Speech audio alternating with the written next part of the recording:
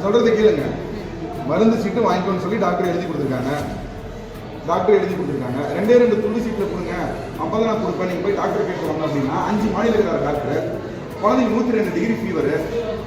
ஏன்னா ஹாஸ்பிட்டலா என்னங்க இது? மருந்து கொடுக்க மாட்டேன்னு நினைச்சுக்கிறாங்க. நீங்க போய் டாக்டர் கிட்ட சீட்டு வாங்கிட்டு வாங்குறாங்க. இந்த ஹாஸ்பிட்டலா என்னது இது? இந்த 2 துண்டு சீட்டுக்கு நான் இங்க இருந்து 5 மாடி வரைக்கும் டாக்டர் போய் மேல பார்த்து 2 சீட்டு கொடுங்க நான் வாங்கிட்டு வரணுமா? நானு 4 வயசு குழந்தை இது. இப்ப கவுண்டர் லாக் பண்ணிட்டு போயிருக்காங்க. இப்ப நான் பிரைவேட்டுக்கு போயிட்டு என் குழந்தைய பார்த்து நான் கூப்பிட்டு வரணும். அப்புறம் எது கவர்மெண்ட் ஹாஸ்பிட்டல்? பெரியவங்கன்னா பரவாயில்ல, 4 வயசு குழந்தை 102 டிகிரி ஃபீவர், டாக்டர் கொடுத்த ரெசிப்ட் என்கிட்ட இருக்கு. இந்த சீட்ல எழுதி கொடுத்தா மரத்தை தர மாட்டாங்களா? இது கவர்மெண்ட் ஹாஸ்பிட்டல் தானே இது?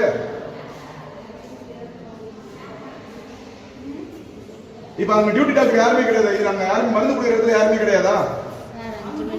சரி, நைட் நேரத்தில் உடம்பு சரியில்லாம குழந்தை வந்தா மருந்து நான் எங்க வாங்குறது?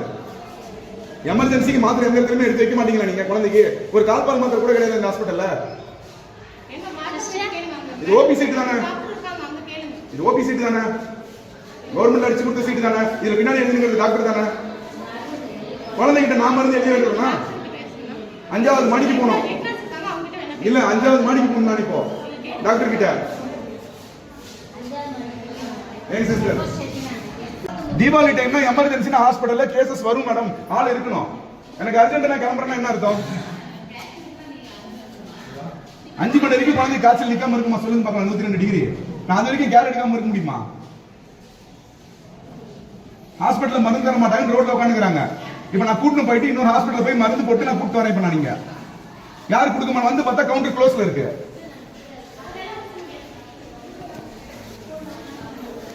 ரெஸ்பான்சிபிள் இல்லாதவங்க எது கவுண்டர்ல உட்கார வைக்கிறீங்க நீங்க?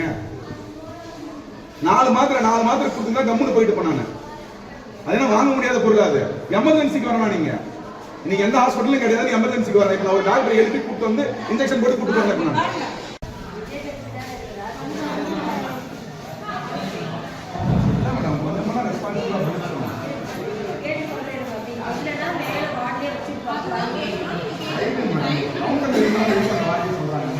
என்னோட டியூட்டி, நீங்க துண்டு சீட்டு கொடுத்தாதான் நான் மாற்ற கொடுக்க முடியும். என்னால முடியாது. நீங்க யாருக்கிட்ட சொல்றீங்கன்னு சொல்லுங்க.